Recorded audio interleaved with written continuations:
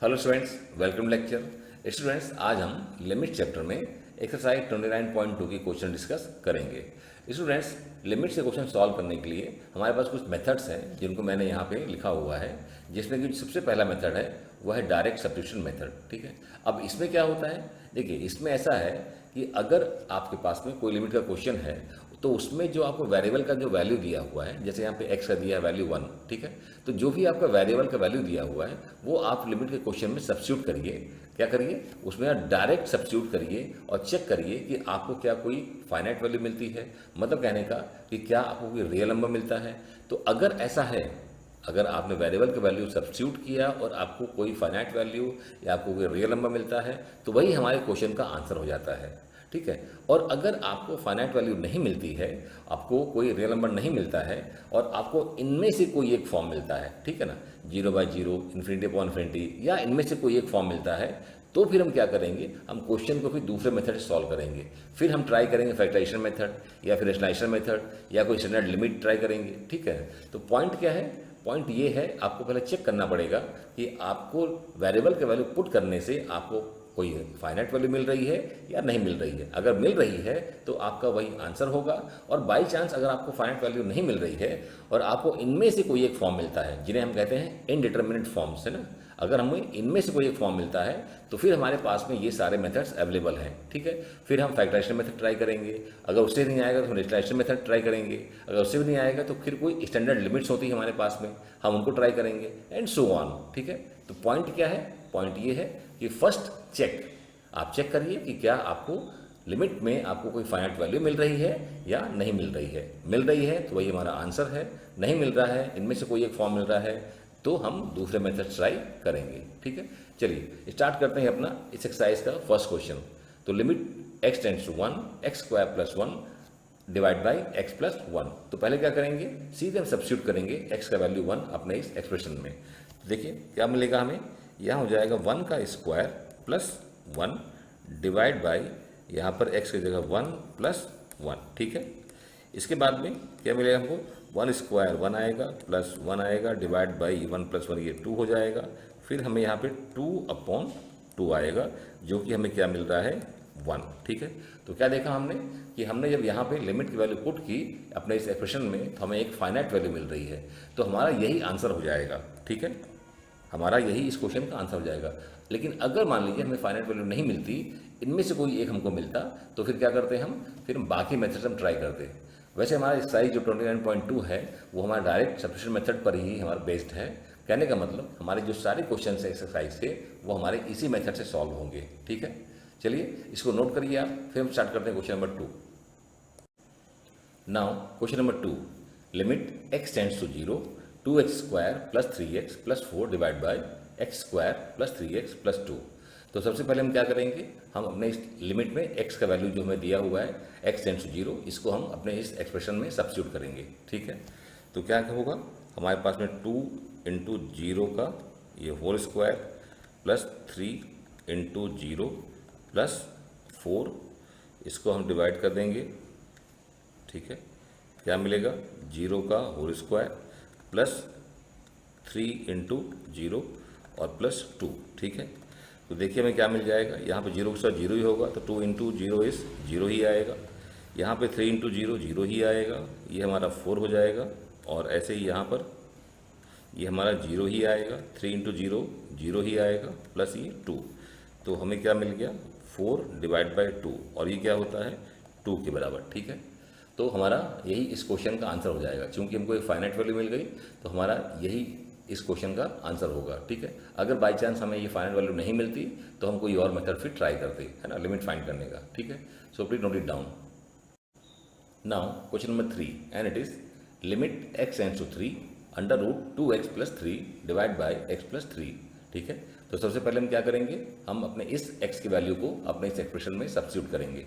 ठीक है, तो हमारे पास में क्या मिलेगा, 2 × 3 + 3 और इसका स्क्वायर रूट, और इसे हम डिवाइड करेंगे 3 + 3 से। ठीक है, इसके बाद 2 3 या 6 हो जाएगा, 6 + 3 और स्क्वायर रूट, इसे हम डिवाइड करेंगे 3 + 3 6। ठीक है, इसके बाद में ये हमारे पास में 6 + 3 9 आएगा और डिवाइड बाय 6 जो कि हमें मिल जाएगा। इस 9 का स्क्वायर होता है कितना 3/6 और ये हमें मिल जाएगा 1/2।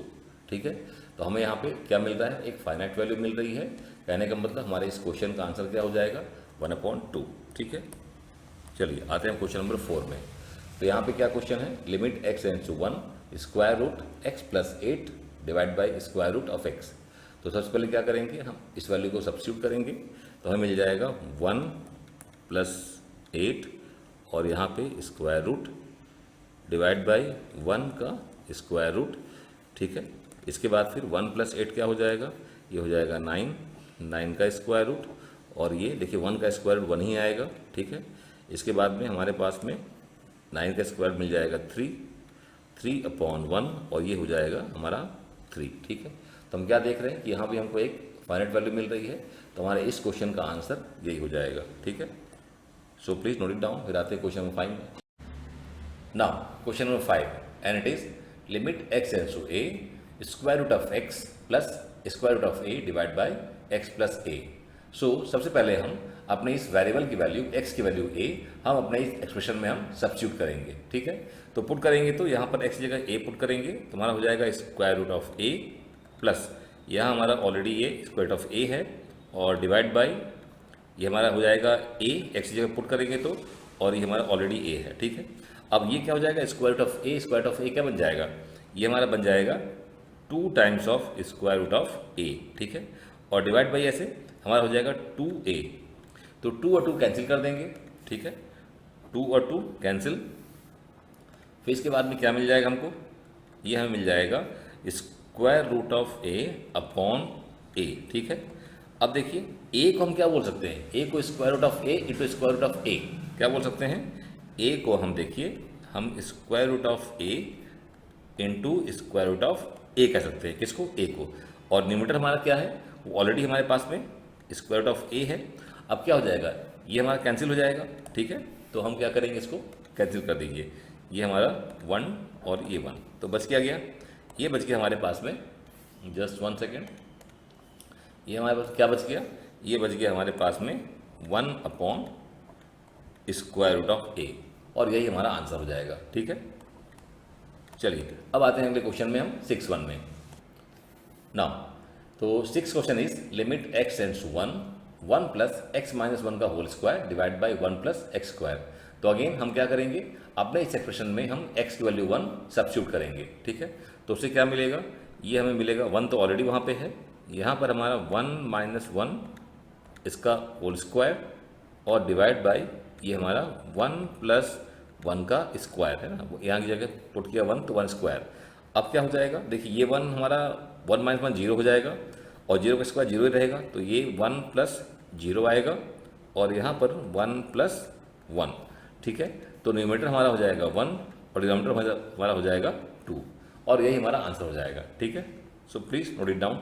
Okay, now question number 7 and it is limit x tends to 0 x to the power 2/3 -9 divide by x - 27।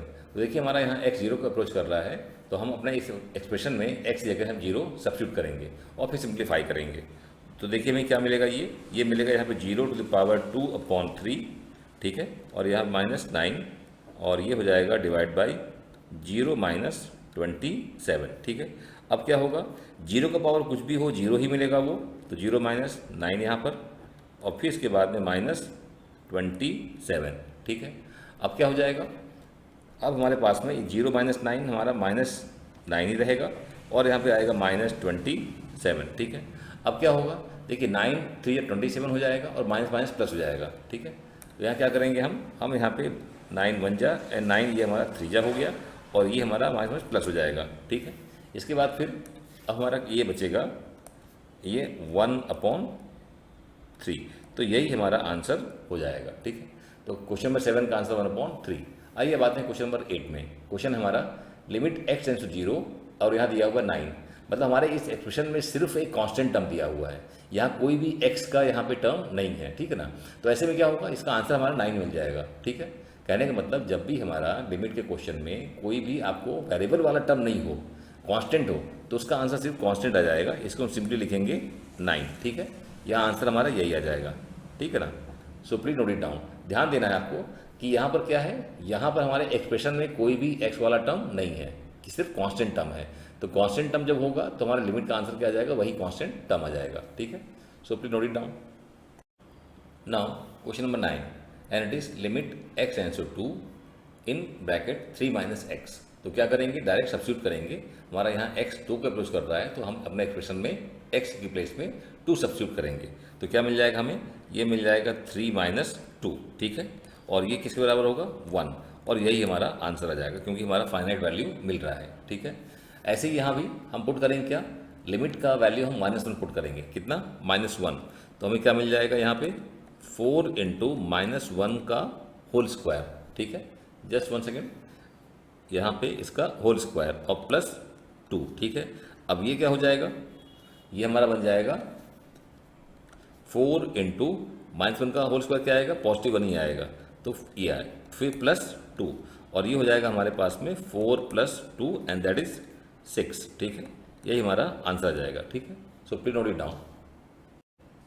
Now 11th one, limit x tends to -1 and the expression is x³ - 3x + 1 divide by x - 1, ठीक है। तो हम क्या करेंगे, अपने इस expression में हम x अप्रोच कर रहा है -1, तो अपने इस एक्सप्रेशन में x की जगह -1 सब्स्टिट्यूट करेंगे और सॉल्व करेंगे। तो क्या मिलेगा हमें, ये मिलेगा -1 का क्यूब माइनस यहाँ पे 3 इंटू -1 +1 हो जाएगा, और ऐसे यहाँ पे क्या मिल जाएगा, x की जगह -1 और -1, ठीक है। अब आगे क्या होगा, -1 का क्यूब -1 ही आता है, यहाँ -3 -1 इंटू करेंगे तो क्या आएगा, +3 आएगा, और प्लस ये 1 हो जाएगा, ठीक है। और डिवाइड बाई हमारा हो जाएगा -2, ठीक है। अब इस वक्त क्या होगा, अब यहाँ हमारा देखिए -1 और +1 कैंसिल हो जाएगा, बचेगा 3, क्या बचेगा, ये हो जाएगा हमारा 3, और यहाँ डिवाइड करेंगे तो -2 आएगा, ठीक है, -2। तो हमें ये क्या मिल जाएगा, ये मिल गया -3/2, और यही हमारा आंसर होगा, ठीक है। अब आते हैं नेक्स्ट में, देखिए 12th one, limit x tends to 0 3x + 1 divide by x + 3। Again हम क्या करेंगे, अपने इस एक्सप्रेशन में हम x की वैल्यू 0 डायरेक्ट सब्स्टिट्यूट करेंगे और सॉल्व करेंगे। तो ये हमें क्या मिलेगा, 3 इंटू 0 यहाँ पे +1 और डिवाइड बाई 0 + 3, ठीक है। अभी क्या हो जाएगा, 3 इंटू 0 इज 0, 0 + 1 डिवाइड बाई 3, ये हमारा आ जाएगा 1/3, और यही हमारा आंसर हो जाएगा, ठीक है। So please note it down, फिर आगे करते हैं। Now question number 13 and it is limit x tends to 3 x² - 9 divide by x + 2। तो क्या करेंगे, अपने इस एक्सप्रेशन में x की जगह पे हम 3 पुट करेंगे और हम सिंप्लीफाई करके देखेंगे क्या मिलता है, ठीक है। तो सबसे पहले क्या हो जाएगा, यहाँ पे x की जगह 3 पुट करेंगे तो ये हमारा हो जाएगा 3 का स्क्वायर -9, फिर डिवाइड बाई यहाँ पे अगेन 3 आ जाएगा और प्लस 2, इसके बाद फिर 3 का स्क्वायर 9 आएगा, यहाँ पर 9 ऑलरेडी है, और ये डिवाइड बाई हमारा 3 + 2 कितना हो गया, 5, ठीक है। अब आगे 9 - 9 हमारा 0 हो जाएगा, डिवाइड बाई यहाँ पर 5। अब 0 डिवाइड बाई 5 हमेशा क्या मिलेगा, हमको 0 ही मिलेगा, ठीक है। तो हमारे तरीके से इसका आंसर क्या आ गया, 0 आ गया, और ये एक फाइनाइट वैल्यू है, ठीक है। तो यही हमारा आंसर हो जाएगा। अगर हमारा आंसर लिमिट के इस वैल्यू को सब्स्टिट्यूट करने पे 0 भी आता है तो वो आपका फाइनाइट वैल्यू ही है, ठीक है। तो वही हमारा आंसर होगा, ठीक है ना। चलिए आते हैं 14 क्वेश्चन में, limit x tends to 0 ax + b divide by cx + d। तो अगेन हम अपने इस एक्सप्रेशन में x की वैल्यू 0 हम सब्स्टिट्यूट करेंगे, ठीक है। तो क्या मिलेगा हमें, ये मिलेगा हमें a इंटू 0 प्लस ये b हो जाएगा, और फिर इसके बाद में हमें क्या मिलेगा, c इंटू 0 प्लस d हो जाएगा, ठीक है। तो a इंटू 0 इज 0, यहाँ पे b, और ये divide by c into 0 is 0 divide by ये प्लस d। तो ये हमारा हो जाएगा 0 + d में हम b ही पाएंगे और 0 + d में d ही पाएंगे, ठीक है। तो यही हमारा आंसर हो जाएगा, ठीक है ना। चलिए, तो इस तरीके से हमारा ये एक्सरसाइज पूरा हो गया, ठीक है। आई होप कि आपको चीज़ें समझ में आ गई होंगी, है ना। तो बेसिक कॉन्सेप्ट क्या है कि लिमिट के क्वेश्चंस में हमेशा हम सबसे पहले वेरिएबल की वैल्यू सब्स्टिट्यूट करेंगे और सिंप्लीफाई करेंगे, चेक करेंगे कि हमें कोई फाइनाइट वैल्यू मिलती है कि नहीं मिलती है। अगर फाइनाइट वैल्यू मिलती है तो वही हमारा आंसर होगा, और अगर फाइनाइट वैल्यू नहीं मिलती है तो फिर बाकी दूसरे मेथड्स को यूज़ करके हम उस क्वेश्चन को सॉल्व करेंगे, ठीक है। चलिए ठीक है, इतना आज के लिए काफ़ी। बाय।